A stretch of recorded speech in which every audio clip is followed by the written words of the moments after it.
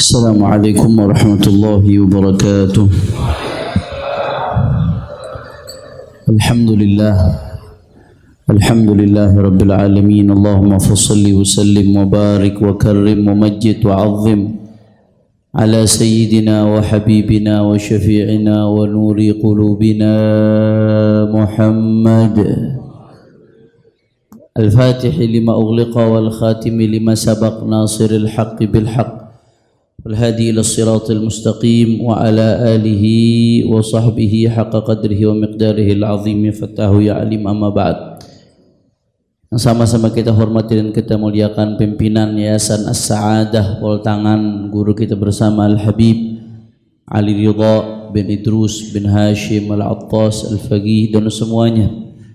Karena keterbatasan waktu tidak saya sebutkan satu persatu guru-guru kita tanpa mengurangi rasa hormat saya kepada beliau semua. Kita doakan mudah-mudahan guru-guru kita Allah panjangkan umurnya, Allah sehatkan badannya, Allah jaga zahir batinnya, Allah menangkan perjuangannya. Amin ya rabbal. Dan salam penghormatan yang paling istimewa saya hadiahkan kepada hadirin hadirat, muslimin muslimat, mukminin mukminat, jamaah pengajian majlis dari Masjid As-Sa'ad. Kita semua angkat tangan minta sama Allah, mudah-mudahan tidaklah kita keluar dari tempat ini kecuali semua dosa kita diampuni oleh Allah. Yang sakit Allah angkat penyakitnya, Allah sehatkan badannya. Semua yang hadir dilapangkan rezekinya, diberkahi kehidupannya. Amin ya rabbal alamin. Fi hadhihi al-munasabati as-sa'idah wa fi hadha al-yawm al-sharif la ansa an uhanni'akum bi'idin sa'idin wa 'idin mubarak. Ja'alana Allah wa iyyakum min al-a'idin wal faizin kull 'amin wa antum bi khair. Tidak lupa sebelum kita mulai kajian kita kitab Al-Athiyatul Haniyah Al Habib Ali bin Hasan Al-Attas, saya mengucapkan minal aidin wal faizin, mohon maaf lahir dan kalau selama saya ngajar, selama saya di As-Sa'adah ada salah-salah kata, ada sikap yang kurang baik, ada kata yang kurang berkenan, mohon dibukakan pintu maaf yang sebesar-besarnya. Mudah-mudahan semua amal ibadah kita di Ramadan diterima oleh Allah. Mudah-mudahan keluar dari Ramadan ini kita jadi hamba yang lebih baik. Mudah-mudahan Allah sampaikan kita ke Ramadan yang akan datang dalam keadaan sehat wal afiyah, dalam keadaan taat kepada Allah. Amin ya rabbal. Sedikit melanjutkan, mohon maaf atas keterlambatan, nggak usah pakai saya sebutin lagi alasannya, udah pasti karena macet. Kalau Jakarta alasan apa lagi? Kalau sama imam besar Al-Walid Habib Rizik kalau rapat atau ada janji atau ada majelis nggak boleh jadiin macet alasan gitu. Nggak boleh jadi karena kata beliau dari zaman anak kecil Jakarta udah macet katanya. Jadi kalau di Jakarta udah nggak ada alasan macet. Kalau kata Pak Ahmad bin Soleh, terlambat mau alasan apa? Mau ngegibain jalanan katanya.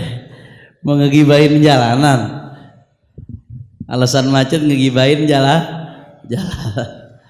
Jam sore jam pulang kerja dari Jakarta, dari Petamburan kemari jalurnya jalur masya Allah semua, jalur padat, jalan protokol, jalur utama. Insya Allah mudah-mudahan walaupun waktunya sedikit tapi Allah kasih berkah insya Allah. Baik. Qala al-musannifu rahimahullahu ta'ala wa nafa'ana bihi fid dharain amin. Wal hadara kullal hadari min al-kalam al-fahishi fa innal kalam al-fahisha la yanqusu illa man qalah la man qila fihi walau kana fihi. فكذلك الكلام طيب لا يشرف إلا قائله كما قال تعالى الخبيثات للخبيثين والخبيثون للخبيثات والطيبات للطيبين والطيبون للطيبات فلا تجب إلا بما يزينك ولا تكافئ إلا بما يشرفك. يا سلام. Kata Al-Habib Al-Imam Ali bin Hasan Al-Attas, wal hadar kullal hadar, hati-hati minal kalamil fahish, dari kata-kata yang kotor, kata-kata yang busuk. Hati-hati kadang-kadang mohon maaf betul-betul. Ya, kata-kata butuh, kata-kata kotor ini kadang-kadang jadi tren. Jadi tren, seolah-olah kalau nongkrong nggak ada bahasa kebun binatang nggak afdol. Seolah-olah kalau ngobrol sama teman dekat nggak ada bahasa-bahasa yang berbau kebun binatang, bahkan lebih kotor dari itu, seolah-olah nggak keren, nggak sedep. Nah, jawab yang jujur, di kalangan anak-anak muda zaman sekarang ucapan kotor yang nggak perlu saya contohkan, bahasa-bahasa kebun binatang itu di kalangan anak-anak muda khususnya ya, dan sebagian orang tua itu banyak apa kagak? Umum apa kagak? Umum. Kadang-kadang jadi tren. Padahal kata Al-Habib Ali bin Hasan Al-Attas, fa innal kalam al-fahisha la yanqusu illa man qalah. Kamu kalau bicara kotor, baik lagi bicara aja begitu atau lagi dalam konteks ngatain orang, dalam konteks ngina orang, ucapan kotor itu tidak merendahkan kecuali orang yang mengucapkan. Jadi ente tuh ngina orang nih pakai kata-kata kotor, kata-kata busuk, kata-kata bejat. Itu yang rendah bukan orang yang kamu hina. Yang rendah kamu sendiri. Kamu menurunkan kualitasmu dengan mengeluarkan kata-kata itu dari lisanmu. La ilaha illallah. Kenapa kok membuat dia jadi rendah? Satu, karena di dalam hadis Rasulullah sallallahu alaihi wasallam yang mengatakan bahwasanya innallaha yubghidul fahisha wal mutafahish. Dalam riwayat lain disebutkan innallaha la yubghidul fahishal badhi. Ya, hadis riwayat Al-Imam Ibnu Hibban dan hadis riwayat Al-Imam At-Tirmidzi. Kata Rasulullah sallallahu alaihi wasallam, innallaha, Allah subhanahu wa ta'ala, yubghid, Allah benci, Allah enggak suka sama hamba yang bagaimana? Al-fahisha, yang mulutnya kotor, mulutnya itu busuk. Allah benci itu sama hamba yang seperti itu. Nah, tahu-tahu kita ngatain orang nih, ngatain orang, kemudian pakai kata-kata yang busuk. Gara-gara itu kita dapat bencinya Allah. Na'udzubillah min dzalik. Berarti kita jadi rendah apa enggak tuh? Rendah. Orang yang dihina enggak jadi rendah, tapi kamu yang mengeluarkan kata-kata itu yang jadi rendah. Kenapa? Karena gara-gara kata-kata itu kamu jadi mendapatkan murka Allah. Na'udzubillah min dzalik. Bahkan dalam hadis Nabi mengatakan al-mutafahish. Kalau fahish itu orang yang ngomong kata-kata kotor. Tapi kalau al-mutafahish, maksain diri buat ngomong kata kotor, ini lebih jelek lagi nih. Ngomong aja ngalir begitu jelek, apalagi maksain diri. Kalau maksain diri buat berbuat baik, bagus apa kagak? Bagus. Ini maksain diri biar kelihatan asik nih ngobrolnya nih, biar kelihatan keren, biar kelihatan gaul. Akhirnya ikut ngomong kata-kata kotor dan lain sebagainya. Apalagi gara-gara ada kata-kata kotor yang viral, biar kelihatan ikut-ikutan viral nih, biar kelihatan update. Mutafahish, maksain diri buat ngucapin kata-kata yang buruk, yang kotor, yang busuk. Allah benci sama hamba yang begitu. Jelas atau tidak? Nah, berarti tadi kata Ali bin Hasan tuh, orang yang ngucapin kata kotor dia nggak ngerendahin kecuali dirinya sendiri. Kenapa dia ngerendahin diri sendiri? Satu, gara-gara kata-kata kotor yang dia ucapkan, dia mendapatkan murka Allah, mendapatkan benci dari Allah. Na'udzubillah min. Terus kenapa Habib orang yang ngomong kotor ngerendahin dirinya sendiri? Yang kedua, kata Nabi SAW dalam sebuah hadis, panjang hadisnya, hadis panjang riwayat Imam Al-Bukhari. Kata Rasulullah, inna syarran nasi man tarakahun nasu aw wada'ahun nasu ittiqa'a fuhsyih. Orang biasanya kalau ngomongnya mulutnya pedes, mulutnya busuk, orang malas nggak mau ngomong sama dia. Malas, dijauhin orang tuh. Orang udah empet, gue sakit hati, bukan apa gue nggak mau duduk sama dia. Kalau gue duduk sama dia sakit hati, omongannya nggak jauh dari kebun binatang. Nggak enak banget dah.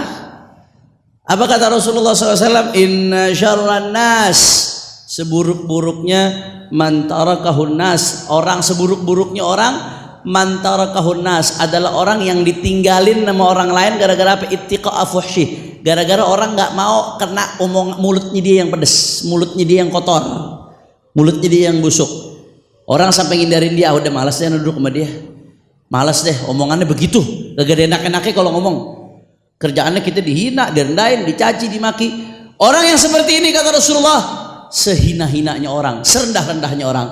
Berarti jawab yang jujur, kalau ada orang menghina orang lain dengan kata-kata kotor, Berarti kata Rasulullah, yang hina penghina atau yang dihina?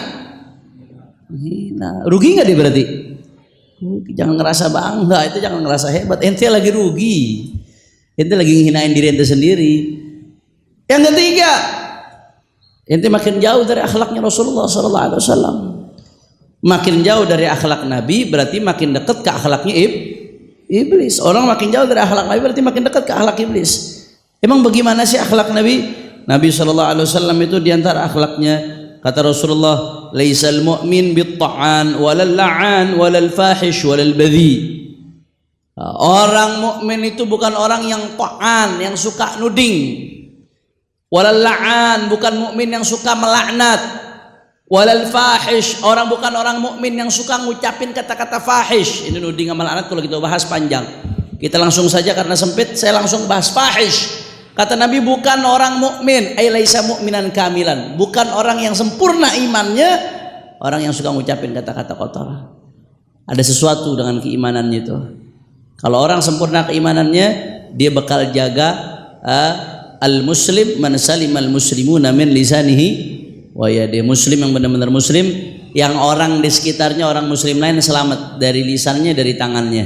Tapi kalau muslim lain nggak selamat dari lisan, dari tangannya, mulutnya busuk, mulutnya sering ngucapin kata-kata kotor, al-fahish, al-badhi, kata Nabi SAW, yang seperti itu laisal mu'min, bukan termasuk orang beriman yang sempurna, yang baik keimanannya. Berarti sekali lagi, kalau begitu orang yang ngucapin kata-kata kotor rugi apa kagak? Rugi, jelas ya. Makanya benar nih Habib Ali bin Hasan nih nggak main-main nih ngomong nih, fa innal kalamal fahisha la yanqusu illa man qal. Itu kata-kata fahish ketika diucapkan hanya akan merendahkan orang yang mengucapkan kata-kata itu. Walaupun kelihatannya dia lagi ngerendahin orang lain, walaupun kelihatannya dia lagi nyaci orang lain, apalagi lagi asal ngomong aja kata-kata kotor. Kata Habib Ali bin Hasan, ucapan-ucapan yang kotor enggak merendahkan kecuali orang yang mengatakan kata-kata itu sendiri. Kama qala ta'ala al-khabithatu lil-khabithin wal-khabithuna lil-khabithat wat-thayyibatu lit-thayyibin wat-thayyibuna lit-thayyibat. Ini ajib, menarik nih. Ini di tafsirnya al-khabithat al-khabithat minal kalimat. Kata-kata yang kotor itu biasanya diucapkan oleh al-khabithatu lil-khabithin ay al-khabithat minal kalimat. Dalam tafsir Jalalain, al-khabithat, kata-kata yang kotor di Al-Quran disebutkan hanya diucapkan oleh khabithin, oleh orang-orang yang bejat. Wal khabithuna lil-khabithat, dan orang-orang yang bejat hanya akan keluar dari lisannya kata-kata yang kotor. Wa thayyibatu lit-thayyibin, kata-kata yang baik akan keluar dari lisan orang yang baik. Wa thayyibuna lit-thayyibat, dan orang-orang yang baik hanya akan mengeluarkan dari lisannya kata-kata yang baik. Makanya kata Habib Ali bin Hasan, kadzalikal kalamu thayyib kadzalikal kalamu thayyib la yusyarrifu illa qailah. Begitu pula kata-kata yang baik nggak memuliakan kecuali orang yang mengucapkannya. Jadi itu sepadan tuh.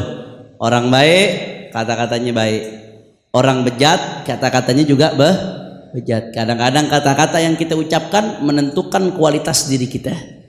Makanya lihat introspeksi diri kita masing-masing. Kadang-kadang saya sedih, saya lihat beberapa pesantren, bahkan kadang-kadang ada beberapa pesantren, santri-santrinya dididik di pesantren, dididik perkataannya, dididik perbuatannya, dididik ucapannya. Begitu pulang ke rumah bikin grup di HP, akhirnya orang tuanya megang HP-nya ketika tuh anak pulang, dicek grupnya sama teman-temannya, ngobrol isinya kata-kata kotor semua, kayak nggak kedidik ya ikhwan. Saya bayangin yang di pesantren yang belajar sehari-hari bagaimana yang gak belajar. Auzubillah min dzalik. Kayak tren gitu, kayak tren. Nggak asyik kalau ngomong kotor. Nggak enak, gaul, dianggap gaul. La ilaha illallah, la ilaha illallah. Saya dulu punya kenal satu orang, saya nggak perlu sebutkan namanya. Itu kalau ngucapin kata-kata, orang pinter, termasuk orang yang pinter yang saya kenal. Tapi kalau ngomong, setiap baris tuh dalam 5 kata, 1 katanya kata-kata kotor. Setiap ngomong, dari 5 kata, 1/5 tuh pasti yang diucapin kata-kata kotor. Ada aja. Kalau udah ngomong tuh sebaris pasti ada kata joroknya. Sampai kita udah kenal lah nih orang nih begini modelnya. Awalnya saya lihat biasa-biasa aja ya. Akhirnya makin kemari makin bobrok. Makin kemari akhlaknya makin rusak. Sampai sekarang akhirnya kerjaannya nyerang aulia, nyerang solehin, nyerang orang-orang baik. Dengan kata-katanya, dengan kepintarannya. Wallahu alam. Apa ini mulanya dari kata-kata kotor? Tapi sepadan nih. Biasanya kata-kata yang diucapkan itu mencerminkan orangnya. Kata-kata baik itu keluar dari wadah yang baik. Kata-kata yang buruk keluar dari wadah yang buruk. Kata Imam Habib Hasan tadi, ya fa innal kalam fahish, enggak ucapan yang kotor tidak mengurangi kecuali orang yang mengucapkan. La man qila fi walau kana fi. Ketika kita nuding orang dengan kata-kata kotor, dia nggak mengurangi orang yang kita tuding, bahkan dia diangkat oleh Allah Taala. Kenapa? Gara-gara dia dizalimin di situ posisinya. Jelas atau tidak? Faham? Nah. La ilaha illallah. Maka kalau ada orang bikin kamu emosi, bikin kamu marah, bikin kamu kesel, fala tujib illa bima yazinuk. Jangan kamu jawab kecuali dengan sesuatu yang membuat engkau semakin indah. Jangan kotori diri kamu sendiri. Wala tukafi illa bima yusyarrifuk. Jangan kamu membalas kecuali dengan sesuatu yang membuat engkau semakin mulia. Usahakan tuh sebisa mungkin. Kira-kira jelas atau tidak? La ilaha illallah. Jadi jadikan itu tolak ukur. Jangan lakuin kecuali sesuatu yang bikin kita akan makin mulia. Hindari segala sesuatu yang bikin kita semakin hina. Wal hadar thumma al hadar. Kata Ali bin Hasan, hati-hati minal ajalati bidaf'il adwi bighairi ma amarallahu bih. Hati-hati kamu terburu-buru membalas musuh bighairi ma amarallahu bih, dengan selain cara yang diajarkan oleh Allah. Dengan selain cara yang diajarkan oleh Allah. Kamu dizalimin sama orang, kamu berhak untuk ngebalas, tapi balas dengan cara yang diajarkan oleh Allah. Ada beberapa cara. Kita ketika dizalimi, saya sering jelaskan, kita dizalimi, dihina dan lain sebagainya. Kita menghadapi dua pilihan ketika kita dizalimin. Dizalimin ini bisa dalam bentuk perbuatan, bisa perkataan dan lain sebagainya. Kita menghadapi dua pilihan ketika dizalimin. Di ayat Al-Quran Allah Ta'ala mengatakan di ayat lain, wa jazaa'u sayyi'atin sayyi'atun mithluha faman afa wa aslaha fa ajruhu 'ala Allah. Kata Allah Ta'ala, balasan dari perbuatan buruk ya dibalas dengan perbuatan buruk juga. Perbuatan buruk itu layak dibalas dengan perbuatan buruk. Ini pilihan yang pertama nih. Pilihan yang pertama. Makanya Al-Imam maksudnya dibalas dengan perbuatan buruk ini, balasan ini kan memang balasan setimpal. Oh seolah-olah itu dianggap sebagai perbuatan buruk juga. Karena bentuknya sama-sama buruk. Walaupun yang kedua ini boleh-boleh aja dilakukan sebagai bentuk balasan. Yang salah yang mulai. Tapi balasannya sama Al-Quran disebut buruk juga. Kenapa? Karena bentuknya sama. Walaupun yang kedua diperbolehkan. Jelas atau tidak? Al-Imam Mujahid, ahli tafsir, Imam Mujahid dan Suddi, itu ditanya apa maksudnya ayat ini, ya, perbuatan keburukan bisa dibalas dengan keburukan. Ya maksudnya idza qala akhzakallah taqulu akhzakallah. Kalau ada orang yang ngomong sama kamu, nyumpain mudah-mudahan kamu dihinakan oleh Allah, kamu punya hak buat balas. Mudah-mudahan lu yang dihinain sama Allah. Itu ada hak tuh buat balas tuh. Wa idza syatamaka fashtumhu bimithliha. Tapi kalau ada orang yang hina kamu, kamu ada hak buat balas menghina. Punya hak. Ini salah satu pilihan. Tapi ada catatannya, min ghairi an ta'tadi, tapi nggak boleh ngelewatin batas. Harus sepadan, betul-betul sepadan. Jadi kalau kadar perbuatan zalimnya 1 sampai 10, misalkan nilainya 8 yang dilakukan oleh orang ini, kadar kezalimannya, ya kita balasnya 8 juga, nggak boleh lebih dari 8. Kurang boleh, lebih nggak boleh. Kalau kita lebih, kita yang zalim tuh jadinya tuh. Jelas atau tidak? Jadi ketika kita ngadepin sebuah kezaliman, baik perbuatan atau perkataan, yang pertama pilihannya kita membalas dengan perbuatan setimpal. Jangan begitu bilang, oh kata Habib Hanif kalau kita dihina boleh ngehina balik. Dihinanya apa ya? Wah, tolol lo, dibalasnya goblok lo, gila lo, idiot lo. Dibalasnya 10 kata, dihina 1 kata, balas 10 kata, lo ngarang sendiri, kebanyakan makan micin lo ngajinya lo. Kalaupun boleh punya hak ngebalas, setimpal, nggak boleh lebih. Wa jazaa'u sayyi'ati sayyi'atun mithluha. Kata Allah Ta'ala, balasan dari perbuatan buruk adalah perbuatan buruk yang setimpal. Ini pilihan pertama, sikap pertama. Tapi ada sikap kedua. Kita kalau ngebalas dengan balasan yang setimpal, berarti besok di akhirat kita udah nggak dapat pahala lagi tuh, nggak dapat pahala dizolimin, udah nggak bisa nuntut lagi tuh, udah selesai di dunia. Tapi ada pilihan yang kedua apa? Kata Al-Quran, faman afa wa aslaha fa ajruhu 'ala Allah. Tapi yang kedua, barang siapa yang memaafkan wa aslaha dan memperbaiki hubungan kasih sayang antara hubungan orang yang zalimin dengan yang dizalimin, dia maafin kemudian dia perbaiki hubungannya, fa ajruhu 'ala Allah, maka dia akan mendapatkan ganjaran pahala dari Allah. Jelas atau tidak? Pilihannya dua. Yang terbaik yang mana? Yang kedua. Karena Allah janjikan pahala bagi yang kedua. Tapi orang punya hak untuk membalas kezaliman yang menimpa dirinya. Makanya kata Al Habib Ali bin Hasan di sini, wal hadar, tsummal hadar, hati-hati minal ajalati bidaf'i adu. Jangan sampai kamu kalau dizalimin sama orang atau ada musuh kamu terburu-buru untuk membalasnya bi ghairi ma amarallahu bih, dengan selain cara yang diperintahkan oleh Allah. Cara yang diperintahkan oleh Allah apa? Tadi satu, ngebalas dengan balasan yang setimpal. Tapi yang kedua, ada cara yang lebih mulia. Apa cara yang lebih mulia? Wala tastawil hasanatu wala sayyi'ah. Nggak sama tuh antara keburukan dengan kebaikan. Maka kalau kamu tertimpa keburukan dengan kebaikan, idfa' billati hiya ahsan, balaslah dengan cara yang lebih baik. Bagaimana maksudnya cara dengan balas yang lebih baik? Di sini tafsir Jalalain disebutkan, kal ghadhabi bis sabr, kalau kamu dipancing untuk marah, balas dengan sabar. Wal jahli bil hilm, kalau ada orang menghadapi kamu dengan kebodohannya, kamu balas dengan kesabaran dan kebijakan. Wal isaati bil afwi, kalau ada orang berbuat buruk kepada kamu, balas dengan memberikan maaf. Ini ajaran Al-Qur'an. Ini kalau kezalimannya berkaitan dengan diri kita sendiri. Jadi ini yang lebih afdal. Sampai apa kata Allah Ta'ala di bahasa Al-Quran? Allah, bahasa Al-Quran, fa idzal ladzi bainaka wa bainahu adawatun ka'annahu waliyyun hamim. Al-Quran nyuruh kita balas dengan balasan yang terbaik. Sampai fa idzal ladzi bainaka wa bainahu adawah, sampai orang yang bermusuhan dengan kamu ini ka'annahu waliyyun hamim kas-sadiqil qarib, sampai orang yang bermusuhan sama kamu ini jadi seperti sahabat dekat. Gara-gara perbuatan baik yang kamu tunjukkan, gara-gara respon baik yang kamu tunjukkan. Yang tadinya dia nyaci maki kita, ngina kita, akhirnya sampai dia nggak enak sendiri. Kita selalu balasnya baik lagi, sampai dia nggak enak sendiri.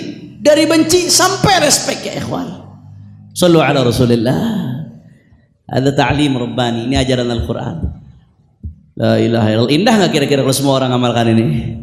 Wah, nikmat banget, luar biasa. Wa ma yulaqaha illa alladziina sabaru. Beb, susah beb. Itu tuh ngamalin begitu nggak gampang beb. Wah, kita mesti ngelawan emosi, ngelawan hawa nafsu. Nggak gampang, susah ngamalkan begitu. Ya emang susah. Makanya kata Al-Quran, wa ma yulaqaha, tidak diberikan oleh Allah sifat tersebut.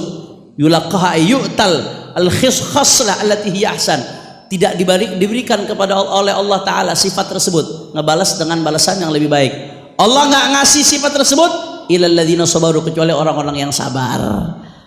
Wa ma yulaqaha, nggak dikasih sifat tersebut illa dzu hadzin azim, kecuali orang yang mendapatkan bagian besar dari pahala dari Allah Subhanahu wa Ta'ala. La ilaha illallah. Mudah-mudahan kita bisa ngamalin nih.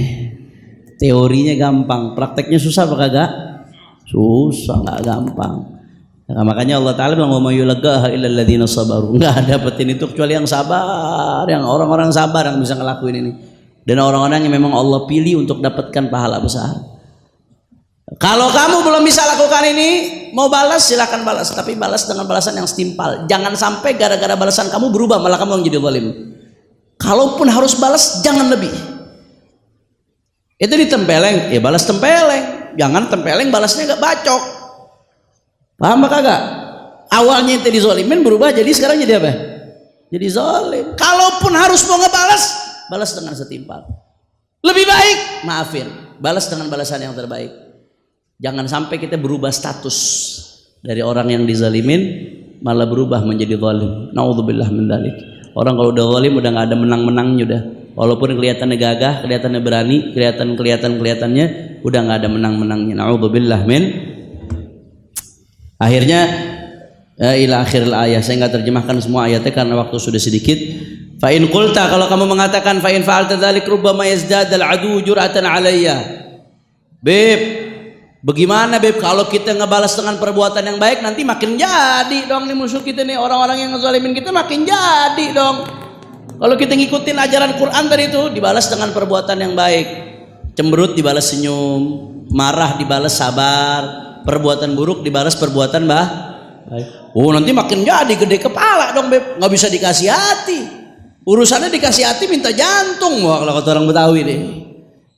Bagaimana dong, nggak bisa begitu.